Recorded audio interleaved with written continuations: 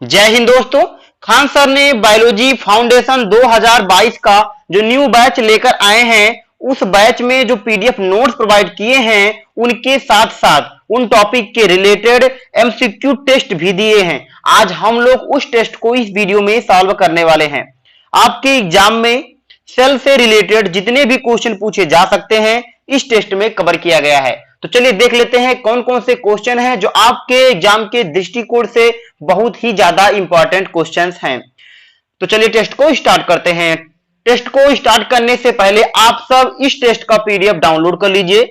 इस वीडियो के डिस्क्रिप्शन में मैंने एक वेबसाइट का लिंक दे दिया है, जहां से आप खान सर के सभी सब्जेक्ट का पीडीएफ और इस टेस्ट का पीडीएफ आसानी से डाउनलोड कर पाएंगे। तो चलिए देखते हैं पहला क्वेश्चन क्या है। देख सकते हैं ये है पहला नोट्स। अभी ज्यादा क्लास नहीं हुई है, 3-4 क्लास ही हुई है। उस क्लास को भी आप देख सकते हैं, लिंक आपको डिस्क्रिप्शन में मिल जाएगा। वेबसाइट से जाएंगे, वहां भी आपको प्लेलिस्ट का लिंक मिल जाएगा। तो ये नोट्स प्रोवाइड किए हैं, इस देख सकते हैं ये है नोट्स। अब हम आते हैं स्क्रॉल करते हुए नीचे हुए और देखते हैं क्या क्या क्वेश्चन इसमें हैं। तो देख सकते हैं आ चुके हैं। इसके बाद इन क्वेश्चन के साथ साथ, मतलब इन टॉपिक के साथ जो टॉपिक पढ़ाए हैं, उनसे वन लाइनर क्वेश्चन भी दिए गए हैं। देख सकते हैं ये वन लाइनर क्वेश्चंस हैं। इसके बाद में हम आते हैं टेस्ट पे। देख सकते हैं वस्तुनिष्ठ प्रश्न। तो अब देख लेते हैं पहला क्वेश्चन क्या है। तो पहला क्वेश्चन जो इस टेस्ट में पूछा गया है कि जीवों की मूलभूत संरचना और क्रियात्मक इकाई क्या है। आपके सामने ऑप्शन है। इस टेस्ट में मैं आपको सारे आंसर बताते चलूंगा, ऑप्शन आप खुद देख लीजिएगा। तो मैं सारे आंसर आपको बताते चलता हूं। तो पहला इसका जो है जीवों की मूलभूत संरचनात्मक और क्रियात्मक इकाई क्या है, तो वो है सेल। सेल मतलब कोशिका। ऑप्शन नंबर ए आपका राइट आंसर हो जाएगा। क्वेश्चन नंबर 2 है, कोशिका के अध्ययन को कहते हैं, क्या कहते हैं, साइटोलॉजी कहते हैं। ऑप्शन नंबर ए आपका राइट आंसर हो जाएगा। अगले क्वेश्चन पर आते हैं। क्वेश्चन नंबर है आपका 3। क्वेश्चन को थोड़ा सा जूम कर लेते हैं ताकि आपको और अच्छे से क्वेश्चन देखने को मिले। तो ये क्वेश्चन नंबर 3 है कि कोशिका विज्ञान के जनक कहे जाते हैं। तो कहे जाते हैं कौन, रॉबर्ट हुक कहे जाते हैं। ऑप्शन नंबर होगा ए रॉबर्ट हुक राइट आंसर हो जाएगा। क्वेश्चन नंबर 4 है आपका कि सभी जीव बने होते हैं, किससे बने होते हैं, सेल से बने होते हैं, कोशिका से बने होते हैं। ऑप्शन नंबर ए आपका राइट आंसर हो जाएगा।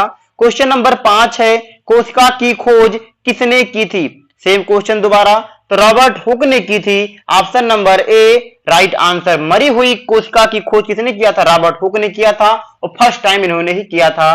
तो ऑप्शन नंबर ए आपका राइट आंसर हो जाएगा। क्वेश्चन नंबर 6 है कि रॉबर्ट हुक, लिखा है रॉबर्ट हुक, मतलब रॉबर्ट हुक के कोशिका की खोज कब हुई थी, तो 1665 ईस्वी में हुई थी। ऑप्शन नंबर डी आपका 1665 राइट आंसर हो जाएगा। क्वेश्चन नंबर 7 है, रॉबर्ट हुक ने कोशिका को सबसे पहले देखा, किसमें देखा, कार्क में देखा। ऑप्शन नंबर होगा ए कार्क राइट आंसर हो जाएगा। क्वेश्चन नंबर 8 है कि कोशिका एक लैटिन शब्द से बना है, जिसका अर्थ क्या होता है, तो होता है छोटा कमरा। कोशिका मतलब होता है छोटा कमरा, क्योंकि हमारे शरीर में जो कोशिकाएं हैं वो बहुत छोटी छोटी हैं, तो इसलिए उसको कहते हैं छोटा कमरा। क्वेश्चन नंबर 9 है कि माइक्रोग्राफिया पुस्तक के लेखक कौन थे, तो रॉबर्ट हुक थे। Option number A Robert Hooke. देख सकते हैं ऐसे ऐसे क्वेश्चन आपसे हैं जो सेल से मतलब बहुत बार क्वेश्चन पूछे गए हैं, और इससे बाहर कोई क्वेश्चन हो ही नहीं सकता सेल के रिलेटेड। तो क्वेश्चन नंबर 10 है कि एक जीवित कोशिका की खोज किसने की थी, तो जीवित कोशिका की खोज की थी किसने, लुईवेन हॉक ने की थी। किसने, लुईवेन हॉक। ऑप्शन नंबर होगा बी लुईवेन हॉक ने की थी। ऑप्शन नंबर बी आपका राइट आंसर हो जाएगा। मरी हुई कोशिका अगर पूछता है तो रॉबर्ट हुक ने किया था मरी हुई कोशिका की खोज। क्वेश्चन नंबर 11 है, कोशिका सिद्धांत किसने दिया। कोशिका सिद्धांत दिया था किसने, स्लाइडन और स्वान ने दिया था। तो इसमें कोई ऑप्शन नहीं दिख रहा, स्वान तो है बट किसने दिया, स्लाइडन और स्वान। यहां पर थोड़ा सा मिस्टेक हो गया है, लिखने में होना चाहिए था स्लाइडन और स्वान। तो ऑप्शन नंबर ए ही आपका राइट आंसर हो जाएगा। क्वेश्चन नंबर 12 है, कोशिका में जीव द्रव्य की खोज किसने की, तो डुजार्डिन ने की। ऑप्शन नंबर ए आपका राइट आंसर हो जाएगा। क्वेश्चन नंबर 13 पर आते हैं। क्वेश्चन नंबर 13 है कि किसने कहा कि कोशिका विभाजित होती है और नई कोशिकाओं का निर्माण पूर्व स्थित कोशिकाओं के विभाजन से होता है। किसने कहा? किसने कहा था? रूडोल्फ ने कहा था। किसने? रूडोल्फ। ऑप्शन नंबर बी आपका राइट आंसर हो जाएगा। क्वेश्चन नंबर 14 है, ओमनिस सेलुला ई सेलुला किसने कहा? किसने कहा? तो किसने कहा? रूडोल्फ ने कहा। किसने? रूडोल्फ। तो आपका राइट आंसर हो जाएगा बी, रूडोल्फ राइट आंसर होगा। क्वेश्चन नंबर 15 है, जंतु कोशिका की बाह्य आवरण है कोशिका झिल्ली। जंतु कोशिका में क्या होता है? कोशिका झिल्ली। पादप कोशिका में कोशिका भित्ति होता है, बट जंतु कोशिका की बात हो रही है तो ऑप्शन नंबर ए आपका राइट आंसर हो जाएगा। अगले क्वेश्चन पर आ जाते हैं। देख सकते हैं ये है वेबसाइट जहां से आप खान सर के सभी सब्जेक्ट का पीडीएफ नोट्स डाउनलोड कर सकते हैं, चाहे वो न्यू बैच हो चाहे पुराना बैच हो या कोई आने वाला भी बैच हो, और यहीं से ही आप प्लेलिस्ट सेक्शन में जाके सभी बैच फ्री में भी देख सकते हैं। फिर अगले क्वेश्चन पर आते हैं। क्वेश्चन नंबर 16 है, पादप कोशिका की बाह्य आवरण है। पादप कोशिका क्या है? तो वो होता है कोशिका भित्ति। ऑप्शन नंबर बी आपका हो जाएगा, कोशिका भित्ति राइट आंसर हो जाएगा, क्योंकि जंतु कोशिका थी तो कोशिका झिल्ली थी, पादप कोशिका है कोशिका भित्ति। Option B right answer. Question number 17 है, पादप कोशिकाओं में होती है लेकिन जंतु कोशिका में नहीं होती, तो क्या नहीं होती? तो कोशिका भित्ति जो है वो जंतु कोशिकाओं में नहीं होती, पादप कोशिकाओं में होती है। क्वेश्चन नंबर 18 है, जीव द्रव्य में सबसे अधिक पाया जाता है, तो वह है वाटर जल। ऑप्शन नंबर ए आपका राइट आंसर हो जाएगा। क्वेश्चन नंबर है आपका 19 है कि प्रोकैरियोटिक कोशिका में उपस्थित होता है राइबोसोम उपस्थित होता है। ऑप्शन नंबर बी आपका राइट आंसर हो जाएगा। क्वेश्चन नंबर 20 है कि सभी प्रोकैरियोटिक कोशिका में कोशिका भित्ति पाई जाती है, छोड़कर किसको छोड़कर? तो होता है माइकोप्लाज्मा। किसको? माइकोप्लाज्मा। ऑप्शन नंबर सी आपका राइट आंसर हो जाएगा। क्वेश्चन नंबर 21 है, निम्न में से किसमें अनुवांशिक पदार्थ नग्न है? नग्न होना चाहिए, तो किसमें अनुवांशिक पदार्थ नग्न है? तो वह है जीवाणु कोशिका। क्या है? जीवाणु कोशिका। ऑप्शन नंबर सी आपका राइट आंसर हो जाएगा। क्वेश्चन नंबर 22 है कि निम्न में से कौन सा प्रोकैरियोटिक कोशिका का उदाहरण नहीं है? तो वह है अमीबा। क्या है? अमीबा। ऑप्शन डी आपका राइट आंसर होगा। क्वेश्चन नंबर 23 है, यूकैरियोटिक कोशिकाएं पाई जाती हैं, किसमें पाई जाती है? तो यूकैरियोटिक मतलब हम लोगों में, यू मतलब हम लोगों में, मतलब जंतु कोशिकाओं में तो पाई जाती है, यानी जो बड़े बड़े जीव होते हैं उसमें पाई जाती है, जैसे वायरस इस समय ये प्रोकैरियोटिक पाई जाती है, तो हम लोगों जंतु में यूकैरियोटिक कोशिकाएं पाई जाती हैं। तो पहला है प्रोटिस्ट में, पादप में, जंतुओं में, तो इसमें से सभी हो जाएगा। ऑप्शन नंबर डी आपका इनमें से सभी राइट आंसर हो जाएगा। क्वेश्चन नंबर 24 है कि केवल पादप कोशिकाओं में ही पाए जाते हैं, जंतु कोशिका में नहीं, तो इसमें से क्या है? कोशिका भित्ति जो है वो पादप कोशिका में पाए जाते हैं, प्लास्टिक भी आपके पाए जाते हैं पादप कोशिका में, हरित लवक भी आपका पादप कोशिका में पाई जाती हैं। तो क्या हो जाएगा? इनमें से सभी हो जाएगा, क्योंकि जंतु कोशिका में इनमें से कोई नहीं पाया जाता। देखिए लिखा है कि केवल पाए जाते हैं, जंतु कोशिका में नहीं पाए जाते, तो इनमें से कोई भी जो है ना वो जंतु कोशिका में नहीं पाए जाते हैं, सभी के सभी पादप कोशिकाओं में पाए जाते हैं। क्वेश्चन नंबर 25 है कि जंतु कोशिका में अनुपस्थित होता है क्या? प्लास्टिड उपस्थित होता है क्या? अनुपस्थित होता है क्या? प्लास्टिड। ऑप्शन डी आपका राइट आंसर हो जाएगा। क्वेश्चन नंबर 26 है, कोशिका भित्ति अनुपस्थित है जंतुओं में। ऑप्शन डी आपका राइट आंसर हो जाएगा। क्वेश्चन नंबर 27 है, कोशिका भित्ति को सबसे पहले किसने देखा? किसने देखा? रॉबर्ट हुक ने देखा। Option number A Robert Hooke right answer होगा। क्वेश्चन नंबर 28 है, शैवाल की कोशिका भित्ति मुख्य रूप से बनी होती है किसकी? तो बनी होती है सेलुलोज की, जिसका हमारा कपड़ा होता है वो भी सेलुलोज का ही होता है। ऑप्शन ए आपका सेलुलोज राइट आंसर हो जाएगा। क्वेश्चन नंबर 29 है, पादप के कोशिका भित्ति में पाई जाती है, क्या पाई जाती है? Cellulose, hemicellulose, pectin. तो क्या हो जाएगा? सभी के सभी पाई जाती हैं, इनमें से सभी आपका राइट आंसर होगा। ऑप्शन डी आपका राइट आंसर हो जाएगा। क्वेश्चन नंबर है 30, कोशिका भित्ति में उपस्थित पदार्थ और उसके कार्य के संदर्भ में गलत चुने। उसके संदर्भ में गलत चुने तो कौन सा हो जाएगा? तो चलते हैं ऑप्शन की तरफ। तो ये जो होने वाला है आपका, ये हो जाएगा सुबेरीन जल संवहन। सुबेरीन जल संवहन, ऑप्शन सी सुबेरीन जल संवहन राइट आंसर हो जाएगा। अगले क्वेश्चन पर आते हैं। क्वेश्चन नंबर 31 है, कोशिका झिल्ली मुख्यतः बनी होती है, किसकी बनी होती है? प्रोटीन और लिपिड से। किसी? प्रोटीन और लिपिड से बनी होती है। ऑप्शन ए आपका राइट आंसर हो जाएगा। क्वेश्चन नंबर 32 है कि निम्न में से कौन वर्णात्मक परागम झिल्ली है? तो वह है कोशिका झिल्ली। ऑप्शन ए कोशिका झिल्ली राइट आंसर होगा। क्वेश्चन नंबर 33 है, प्रक्रिया द्वारा पदार्थ कोशिका झिल्ली के आर पार आते जाते हैं, तो कौन सा होगा इसमें? विसरण, परासरण दोनों होता है। क्या? दोनों से। अब तो कहा जाएगा उपर्युक्त में से दोनों। ऑप्शन सी आपका राइट आंसर हो जाएगा। क्वेश्चन नंबर 34 है कि जल के अणु की गति जब वर्णात्मक परगम्य झिल्ली से हो तो उसे कहते हैं, क्या कहते हैं? कहते हैं परासरण। ऑप्शन नंबर बी परासरण राइट आंसर हो जाएगा। क्वेश्चन नंबर 35 है, प्लाज्मा झिल्ली की रचना को केवल देख सकते हैं, किससे देख सकते हैं? तो इलेक्ट्रॉन सूक्ष्मदर्शी से देख सकते हैं। Option number D right answer हो जाएगा। क्वेश्चन नंबर 36 है, जीव द्रव्य किसका सम्मिलित रूप है? तो किसका सम्मिलित रूप है? तो कोशिका द्रव्य और केंद्रक का। किसका? कोशिका द्रव्य और केंद्रक। ऑप्शन सी राइट आंसर हो जाएगा। क्वेश्चन नंबर 37 है, माइटोकॉन्ड्रिया की खोज किसने की? माइटोकॉन्ड्रिया की खोज कोलिकर ने की। ऑप्शन नंबर ए आपका राइट आंसर हो जाएगा। अगले क्वेश्चन पर आ जाते हैं। क्वेश्चन नंबर है 38 कि माइटोकॉन्ड्रिया माइटोकॉन्ड्रिया नाम किसने दिया? माइटोकॉन्ड्रिया नाम किसने दिया? तो बेंडा ने दिया। ऑप्शन बी राइट आंसर हो जाएगा।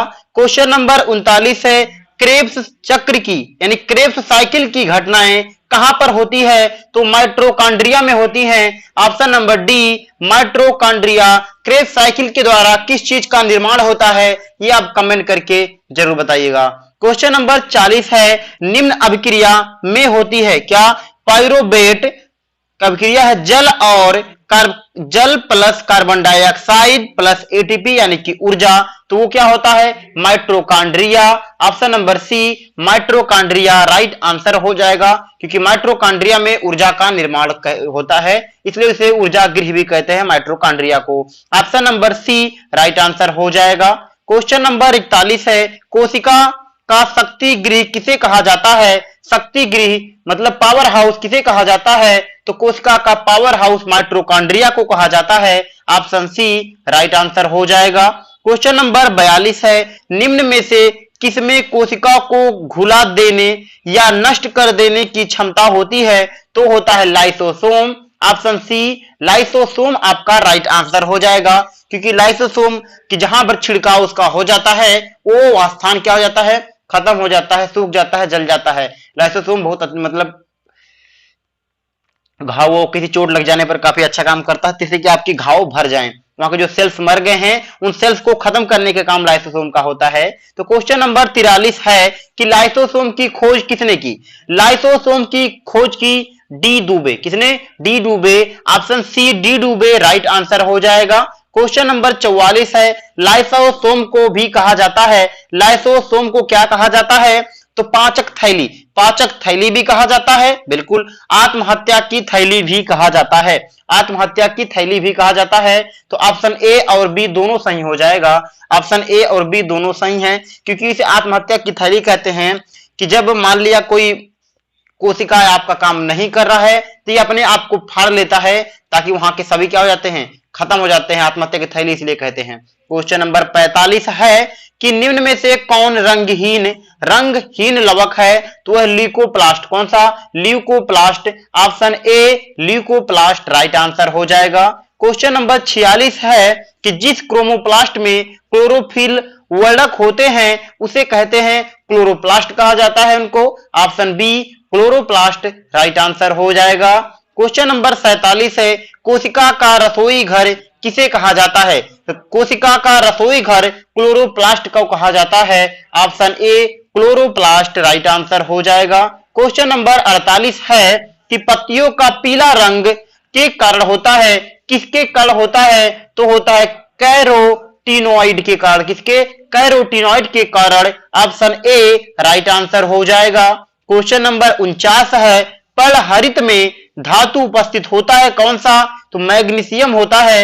ऑप्शन नंबर आपका हो जाएगा सी मैग्नीशियम राइट आंसर हो जाएगा। मैग्नीशियम लिखा है, मैग्नीशियम। क्वेश्चन नंबर 50 है कि स्टार्च तेल और प्रोटीन जैसे पदार्थ संचित होते हैं तो किसमें? तो ल्यूकोप्लास्ट में होते हैं। Option A leucoplast right answer हो जाएगा।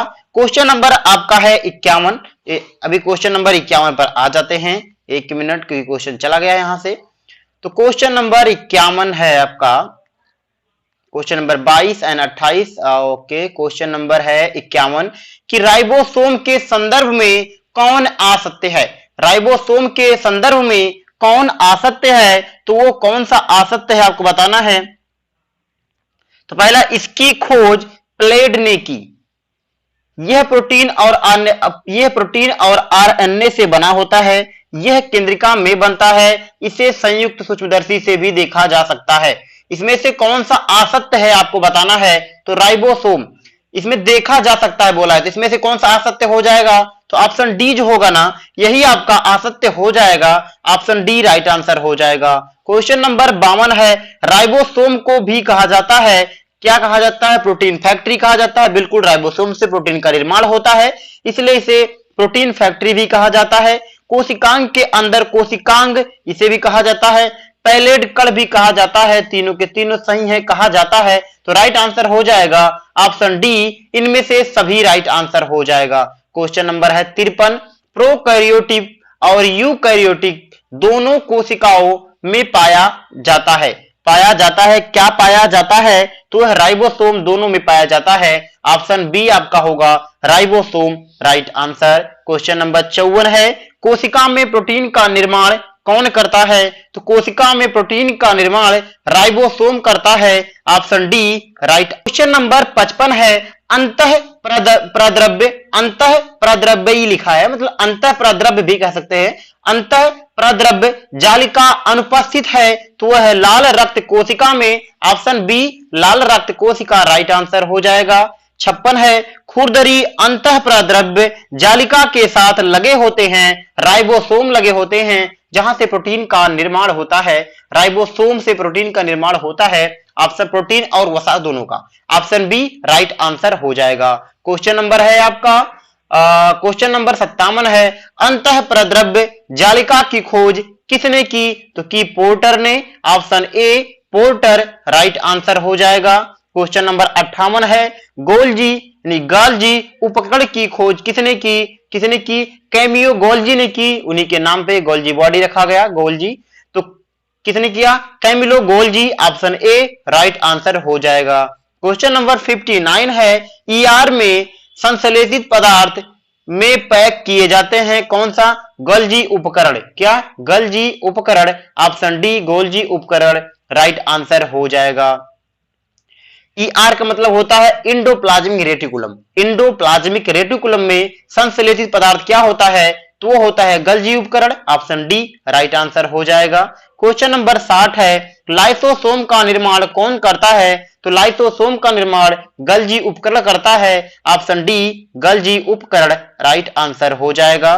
क्वेश्चन नंबर 61 है कि गोल्जी उपकरण का कार्य नहीं है। क्या कार्य नहीं है? राइबोसोम का निर्माण करना। क्या? राइबोसोम का निर्माण करना गोल्जी का उपकरण नहीं है, मतलब नहीं है। ऑप्शन डी आपका राइट आंसर हो जाएगा। क्वेश्चन नंबर 62 है कि पादप कोशिकाओं का सबसे बड़ा कोशिकांग कौन सा है? तो वह है रसधानी। ऑप्शन बी रसधानी राइट आंसर हो जाएगा। क्वेश्चन नंबर 63 है किसी कोशिका में सबसे छोटा कोशिकांग होता है, क्या होता है? माइटोकॉन्ड्रिया होता है। Option C mitochondria right answer हो जाएगा। क्वेश्चन नंबर 64 है कि जंतु कोशिकाओं में सबसे बड़ा कोशिकांग है तो वह है केंद्रक। ऑप्शन डी केंद्रक राइट आंसर हो जाएगा। क्वेश्चन नंबर 65 है कि निम्न में से कौन स्तनधारी के लाल रक्त कोशिका में अनुपस्थित होता है? तो कौन सा अनुपस्थित होता है? लाइसोसोम, गोल्जी उपकरण, माइटोकॉन्ड्रिया, इनमें से सभी। स्तनधारी के लाल रक्त कोशिका में अनुपस्थित कौन सा होता है? तो इसमें से तीनों अनुपस्थित होते हैं, तो इनमें से सभी हो जाएगा option D right answer. Question number 66 है कि निम्न में कौन पादपों में गल्जी उपकरण है? तो वह है डिक्टियोसोम। कौन सा है? Dictyosome. Option D dictyosome right answer हो जाएगा। क्वेश्चन नंबर 67 है टोनोप्लास्ट के चारों ओर एक झिल्ली है, क्या कहते हैं? रसधानी। टोनोप्लास्ट रसधानी के चारों ओर एक झिल्ली है, ऑप्शन सी राइट आंसर हो जाएगा। क्वेश्चन नंबर 68 है केवल जंतु कोशिका में पाई जाती है, तो वह है तारककाय। क्या? तारककाय। ऑप्शन ए तारककाय राइट आंसर होगा। क्वेश्चन नंबर 69 है कि सेंट्रोसोम की खोज किसने की? सेंट्रोसोम की खोज बेंडेन ने की, ऑप्शन ए राइट आंसर हो जाएगा। क्वेश्चन नंबर 70 है में सेंट्रोसोम का महत्वपूर्ण भूमिका होता है। कोशिका विभाजन में सेंट्रोसोम का बहुत महत्वपूर्ण विभाजन हो मतलब की भूमिका होता है, क्योंकि सेंट्रोसोम की उपस्थिति से ही कोशिका विभाजन अच्छे से हो पाता है। अगर सेंट्रोसोम की कमी जहां पर होती है वहां पर कोशिका विभाजन नहीं होता। जहां पर सेंट्रोसोम ज्यादा होता है वहां कोशिका विभाजन बहुत तेजी से होता है। तब अब आप कमेंट करके बताएंगे कि कोशिका विभाजन किस माने कि मानव शरीर में सबसे तेजी से कहां पर होता है और सबसे कम यानी कि ना के बराबर कहां पर होता है, वो आपको कमेंट करके बताना होगा। क्वेश्चन नंबर 71 है कि रसधानियों का बहुत बड़ी होती है, में रसधानियां बहुत बड़ी होती हैं। पादप कोशिकाओं में किसमें? पादप कोशिकाओं में रसधानियां बहुत बड़ी होती हैं। रसधानी मतलब होता है वैक्यूल। वैक्यूल मतलब जहां पर पानी इकट्ठा होता है। तो मानो शरीर एक छोटा शरीर है तो उसमें पानी कम आवश्यकता पड़ती है, लेकिन जो पादप यानी कि पौधे होते हैं उसमें पानी की ज्यादा आवश्यकता होती है, इसलिए बड़ी होते हैं वैक्यूल्स पादप कोशिकाएं में। ऑप्शन सी राइट आंसर हो जाएगा। क्वेश्चन नंबर 72 पर आते हैं। कोशिका का ट्रैफिक पुलिस किसे कहा जाता है? कोशिका का ट्रैफिक पुलिस गोल्जी उपकरण को कहा जाता है, ऑप्शन बी गोल्जी उपकरण राइट आंसर हो जाएगा। क्वेश्चन नंबर 73 है कि निम्न में से कौन एक रसधानी का कार्य नहीं है, वैक्यूल्स का कार्य नहीं है? तो वह है यह माइटोकॉन्ड्रिया के लिए प्रोटीन का निर्माण करता है। यह माइटोकॉन्ड्रिया के लिए प्रोटीन का निर्माण नहीं करता। प्रोटीन का निर्माण रसधानी या की वैक्यूल्स नहीं करता। क्वेश्चन नंबर है आपका 74। कोशिका का मस्तिष्क किसे कहा जाता है? कोशिका का मस्तिष्क केंद्र को कहा जाता है। किसको? केंद्रक या केंद्र कह सकते हैं। ऑप्शन डी केंद्रक, केंद्र लिखा है मतलब केंद्रक, ऑप्शन डी केंद्रक राइट आंसर हो जाएगा। क्वेश्चन नंबर 75 है कोशिका में केंद्रक की खोज किसने की? कोशिका में केंद्रक की खोज रॉबर्ट ब्राउन ने की, option B Robert Brown right answer हो जाएगा। क्वेश्चन नंबर 76 है कि निम्न में से किसमें वास्तविक केंद्रक का अभाव है? तो वह है mycoplasma, option B mycoplasma right answer हो जाएगा। क्वेश्चन नंबर 77 है कि केंद्रक द्रव्य में महीन धागे की जाल जैसी संरचना पाई जाती है, जिसे कहते हैं क्या? किसे क्या कहते हैं? क्रोमैटिन। क्या? क्रोमैटिन कहा जाता है, ऑप्शन बी राइट आंसर हो जाएगा। क्वेश्चन नंबर 78 है कि डीएनए का पूर्ण रूप क्या है? डीएनए का पूर्ण रूप मतलब डीएनए का फुल फॉर्म क्या है? तो deoxy ribonucleic acid. Deoxy ribonucleic acid RNA का फुल फॉर्म क्या है? ये आप कमेंट करके बताना है आपको। मैं बिल्कुल बताने वाला नहीं हूं, कमेंट करके बताइएगा आरएनए का फुल फॉर्म क्या होता है। क्वेश्चन नंबर 79 है कि DNA plus histone protein, DNA plus histone protein मिलकर क्या बनाते हैं? तो होता है न्यूक्लियोसोम। क्या? न्यूक्लियोसोम होता है, क्रोमैटिन होता है, गुणसूत्र भी होता है, तो इनमें से सभी हो जाएगा, ऑप्शन डी हो जाएगा। इनमें से सभी राइट आंसर हो जाएगा। क्वेश्चन नंबर 80 है कोशिका विभाजन के समय क्रोमैटिन में संगठित हो जाते हैं, तो वह है गुणसूत्र। क्या? गुणसूत्र, ऑप्शन सी गुणसूत्र राइट आंसर हो जाएगा। क्वेश्चन नंबर 81 है गुणसूत्र की खोज किसने की? गुणसूत्र की खोज होम मिस्टर ने की। किसने? होप मिस्टर ने की, ऑप्शन ए राइट आंसर हो जाएगा। क्वेश्चन नंबर 82 है कि अणु के कोशिका के निर्माण एवं संगठन की सभी सूचनाएं होती हैं कहां? तो होती हैं डीएनए में होती हैं। Option A DNA right answer हो जाएगा। क्वेश्चन नंबर 83 है कि निम्न में से किसे आनुवंशिकी का वाहक कहा जाता है? तो गुणसूत्र को कहा जाता है, गुणसूत्र को कहा जाता है आनुवंशिकी वाहक कहा जाता है। ऑप्शन सी राइट आंसर हो जाएगा। क्वेश्चन नंबर 84 है डीएनए के क्रियात्मक खंड को कहते हैं, डीएनए के क्रियात्मक खंड को कहते हैं जीन। क्या कहते हैं? Gene. Option B gene right answer हो जाएगा। क्वेश्चन 85 है कि को आनुवंशिक पदार्थ और आनुवंशिक इकाई कहते हैं। किसको आनुवंशिक पदार्थ कहते हैं एंड किसको आनुवंशिक इकाई कहते हैं, यह आपको बताना है। तो डीएनए जो होता है वो होता है आनुवंशिक पदार्थ और जीन होता है वो होता है आनुवंशिक इकाई। अब हम देखते हैं ऑप्शन में क्या क्या ऑप्शन दिए गए हैं। तो क्वेश्चन है आपका इसमें है कहां डीएनए कहीं पर है, दो ऑप्शन में डीएनए है, जीन भी है, डीएनए एंड जीन। तो ऑप्शन डी पे चलेंगे हम, डीएनए एंड जीन, क्योंकि आनुवंशिक पदार्थ है डीएनए एंड आनुवंशिक इकाई यानी कि यूनिट है gene. Option D right answer हो जाएगा। क्वेश्चन नंबर 86 है कि निम्न में से कौन सा एक गुणसूत्र का भाग नहीं है? तो वह है सेंट्रोसोम। सेंट्रोसोम गुणसूत्र का भाग नहीं है। ऑप्शन डी राइट आंसर हो जाएगा। क्वेश्चन नंबर 87 है गुणसूत्र में क्रोमोमैटिक, गुणसूत्र में क्रोमोटिडस यानी कि अर्ध गुणसूत्र किस बिंदु पर संलग्न होते हैं उसे कहते हैं सेंट्रोमियर कहते हैं। क्या? Centromere. Option C centromere right answer हो जाएगा। इसके बाद में अगले क्वेश्चन पर आ जाते हैं। क्वेश्चन थोड़ा सा पेज स्लाइड हो गया है। क्वेश्चन नंबर आते हैं यानी कि पेज नंबर 13 पर आते हैं। अभी चल रहा था पेज नंबर 12 जिसमें क्वेश्चन नंबर हम लोग कर रहे थे क्वेश्चन नंबर 86, इसके बाद में है 87, यानी कि 86 का जो राइट आंसर था, 86 का राइट आंसर मिला लेते हैं तो वो था सेंट्रोसोम था। Option D centrosome right answer होगा। इसके बाद हम लोग 87 पे आए थे कि गुणसूत्र में क्रोमैटिडस जिसे कहते हैं अर्ध गुणसूत्र जिस बिंदु पर संलग्न होते हैं उसे कहते हैं सेंट्रोमियर कहा जाता है। ऑप्शन सी है ऑप्शन सेंट्रोमियर राइट आंसर हो जाएगा। क्वेश्चन नंबर 88 है कि साइटोकाइनेसिस का अर्थ होता है, साइटोकाइनेसिस का अर्थ जो होता है कोशिका द्रव्य का विभाजन, कोशिका द्रव्य का विभाजन होता है cytokinesis. Option B right answer हो जाएगा। क्वेश्चन नंबर 89 है कि कैरियोकाइनेसिस का अर्थ क्या होता है? केंद्रक का विभाजन, केंद्रक का विभाजन होता है कैरियोकाइनेसिस। ऑप्शन नंबर ए केंद्रक का विभाजन राइट आंसर हो जाएगा। क्वेश्चन नंबर 90 है कि में एक कोशिका विभाजित होकर दो संतति कोशिका का निर्माण करते हैं उसे कहते हैं समसूत्री विभाजन। क्या कहते हैं? समसूत्री विभाजन। ऑप्शन नंबर ए समसूत्री विभाजन राइट आंसर हो जाएगा। क्वेश्चन नंबर 91 है कि में कोशिका विभाजन होकर चार संतति कोशिका का निर्माण करते हैं उसे कहते हैं चार संतति कोशिका का निर्माण करते हैं उसे कहते हैं अर्धसूत्री विभाजन। ऑप्शन बी होगा अर्धसूत्री विभाजन राइट आंसर हो जाएगा।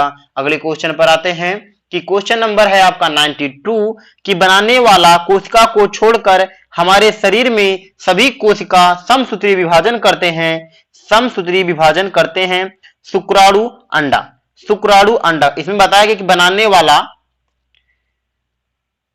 यानी कि बनाने वाला कोशिका को छोड़कर हमारे शरीर में सभी कोशिका का समसूत्री विभाजन करते हैं, यानी कि समसूत्री विभाजन हमारे शरीर में हर स्थान पे होता है।